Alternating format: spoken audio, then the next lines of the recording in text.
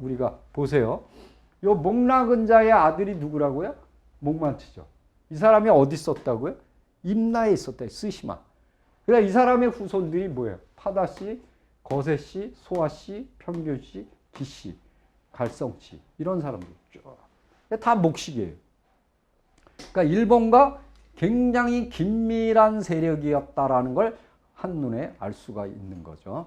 자, 그 다음에 이제 신공항우를 이용해서 이제 그 혼슈 지역에 있는 중해천왕, 그 다음에 이제 규슈 지역에 있는 신공항우, 이거 두 개를 부부로 세팅을 하고, 그 다음에 이제 중해천왕을 쭉 규슈까지 끌고 와서 죽여버리죠. 그 다음에 신공항우가 잡고서 쥐고 흔들면서 신라를 쳐서 정복했다. 그러자마자 고구려와 백제가 왕이 와서 항복했다. 이렇게 막 조작을 하는 거예요. 그 다음에 뭐냐, 아들을 낳는데, 중해천왕하고 사이에 아들을 낳는데 그게 응신천왕이다. 자, 첫 번째, 혼슈에 있는 왕국과 규슈에 있는 왕국을 합치기 위한 조작.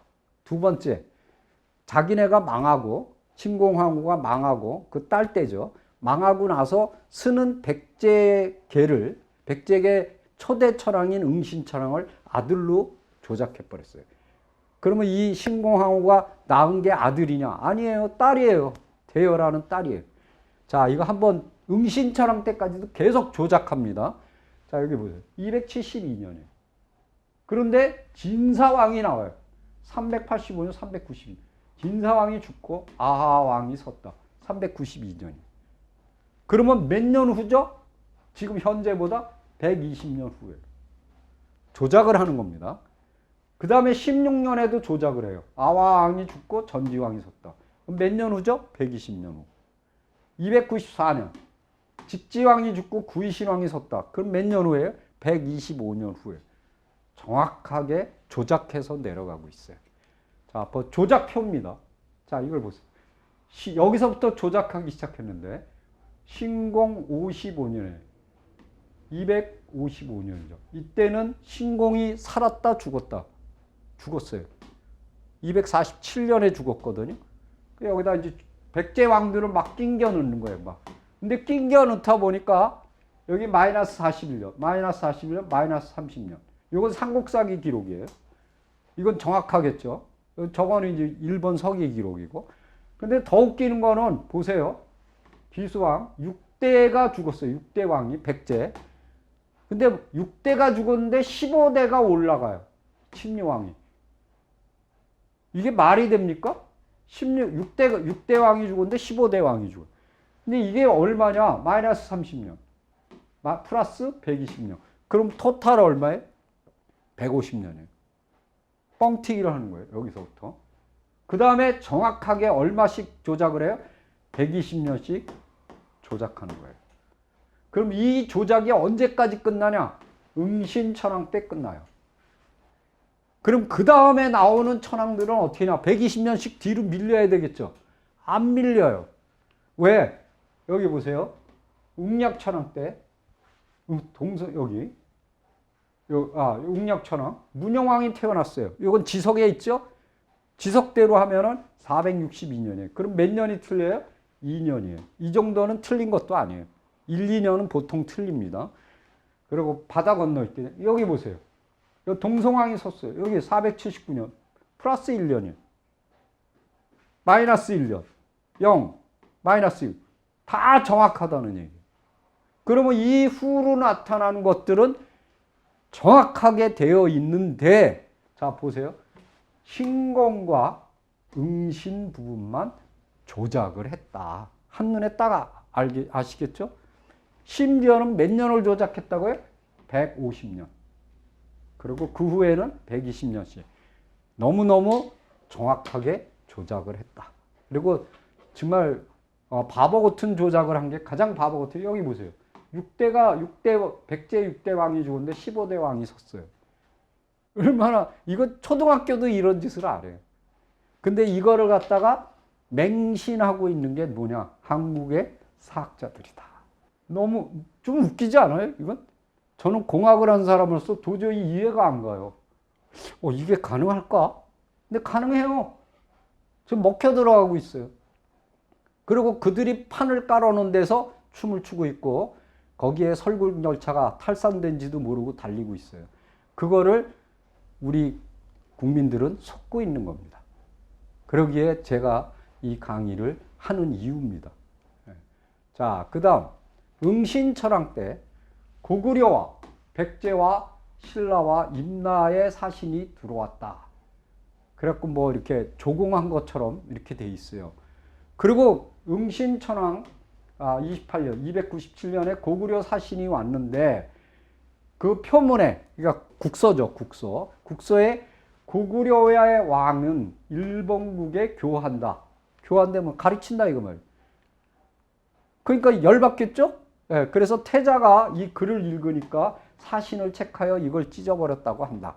이게 사실이에요, 이게. 만약에, 근데 더 웃기는 게 뭐냐면, 이때 고구려가 왔다? 저는 안 왔다고 봐요. 왜냐면 평양에 고구려가 잠시 천도에 있었는데, 이때가 봉상왕 때거든요. 실제로 이때 당시에 그 고구려하고 백제가 전투를 벌린 게 어쩌냐? 369년이에요. 근데 297년이거든요. 과연 일본에 왔을까? 그리고 동해를, 그 거친 동해를 건넜을까? 이거는 좀 퀘션 마크입니다. 그래서 좀 문제가 있어요.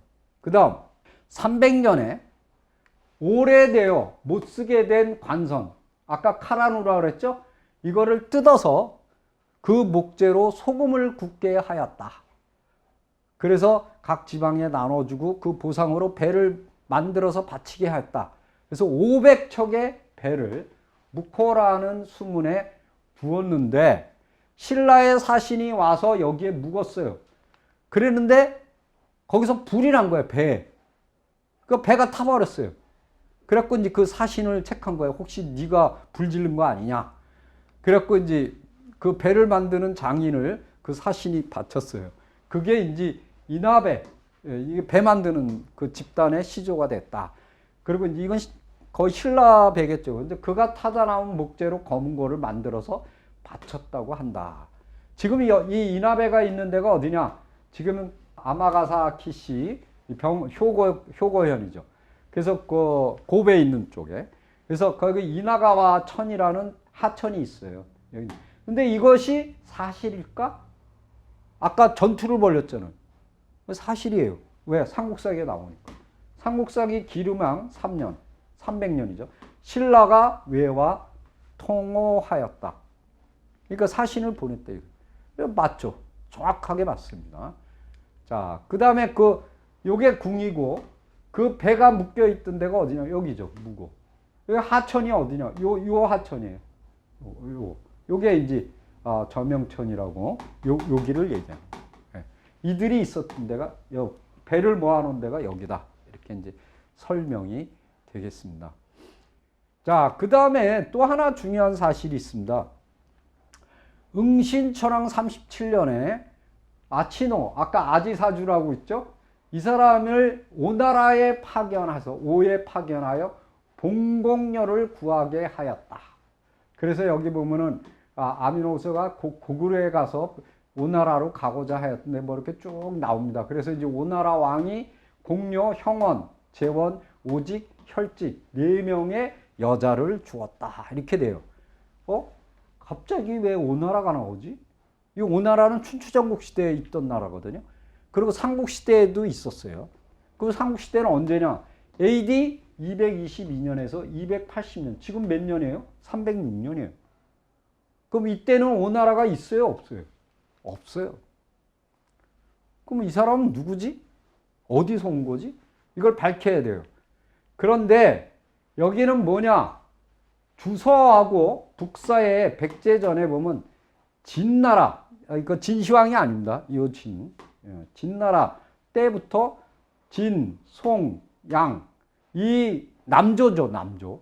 남조에 이르기까지 양자강의 자와 우, 이 강이라는 양자강의 자와 우를 누가? 백제가 거했다. 그러니까 진나라면 언제? 265년이거든요. 그러니까 이건 뭐냐면 양자강 하구를 백제가 차지하고 있었다는 거예요. 예, 그 얘기를 지금 하는 겁니다. 그런데 삼국사기 열전에 최치원 열전에 뭐라냐? 고구려와 백제는 전성기의 강병이 군사가 100만 명이었다. 남쪽으로는 오나라와 오지역과 오나라가 있었던데 월나라가 있었던 데를 침공하고 북쪽으로는 유, 연, 제, 노 이게 어디냐면 북경하고 산농반도에 지역을 흔들어 중국의 큰 두통거리가 되었다. 그러면 이거 뭐지? 근데 최치원은 어떤 사람이에요?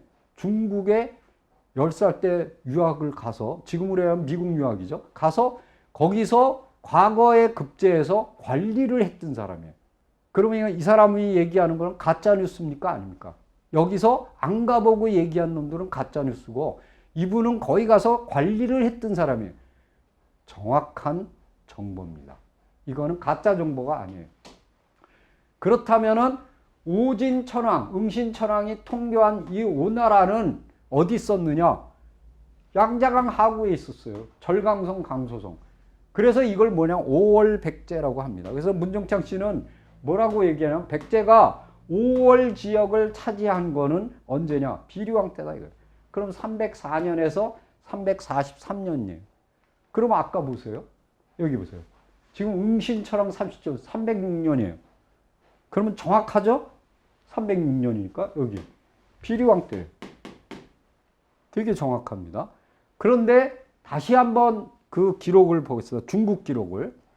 주서백제전에는 진나라, 송나라, 양나라, 제나라, 양나라 때 백제가 어디에 거했냐? 양자강의 좌측에 거했다.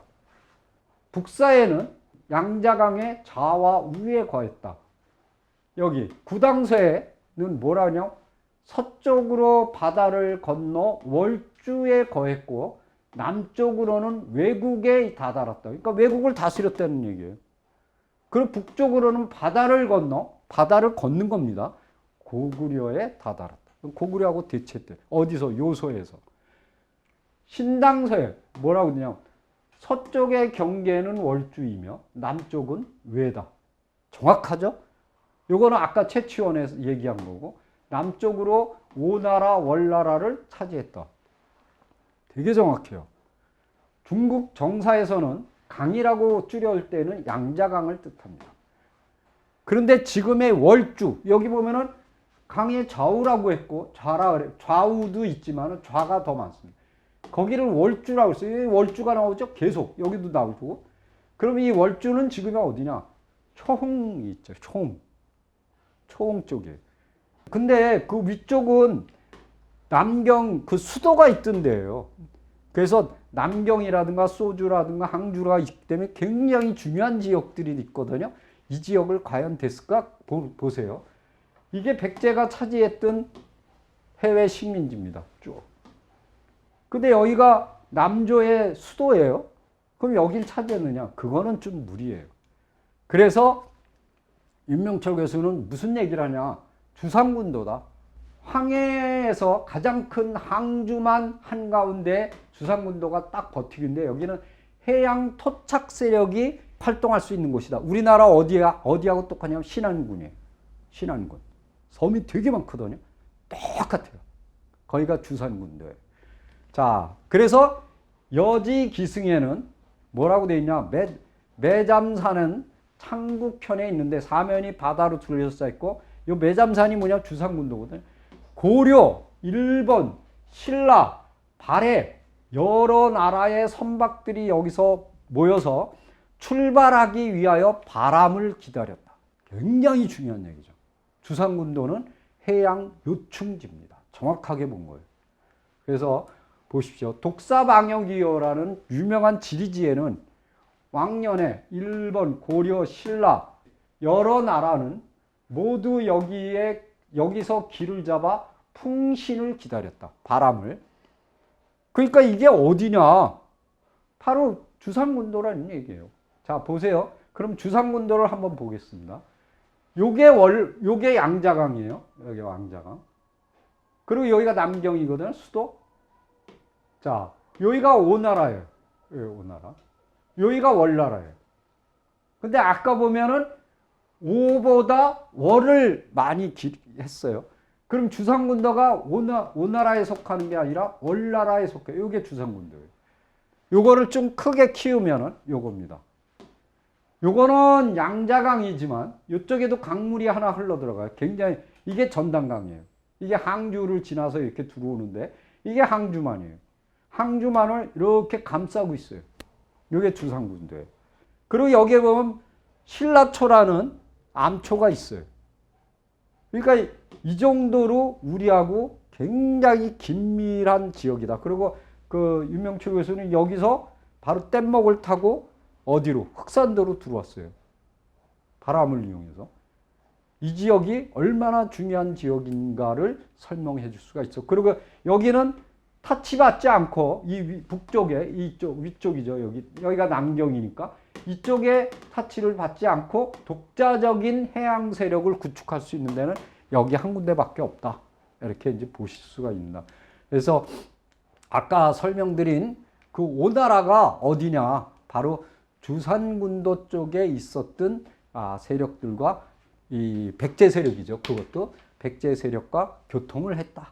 그래서 이제 그걸 갖다 오나라에서 옷을 만드는 기술자 여자들을 데리고 왔다. 이 얘기인데 그게 바로 이것을 설명해 준 거예요. 그래서 이 주상군도는 고려도경에서도 보면은 바람을 딱 기다려서 바람을 타고 바로 그러니까 어디로 바로 오냐면 직방으로 흑산도로 옵니다. 갈 때도 똑같아요. 갈 때도 흑산도에서 바람을 딱 타면 바로 주상군도로 들어갑니다. 그러니까 그 지역이 얼마나 중요한지 지금은 이제 우리가 뭐 그런 동력선을 쓰니까 그게 필요가 없지만 옛날엔 다 바람을 타야 범선이니까 그래서 이 지역이 중요한 그러한 세력이었다는 것을 한눈에 보여주고 있다. 그래서 이 주상군도에 대한 얘기를 끝으로 이렇게 마치도록 하죠. 그러니까 우리가 그 없는 그런 오나라를 끌어다가 거기다가 막 이렇게 조작을 하고 막 그러는 거를 철저하게 분쇄를 해야 됩니다. 그래서 이제 그렇지 않다는 거를 우리가 정확하게 알고 그것이 바로 이제 백제계, 5월 백제를 얘기하고 있다라는 걸 우리가 간파해야 됩니다. 그러니까 그들의 거짓말에 속아 넘어가면 절대로 안 됩니다. 자, 이상입니다.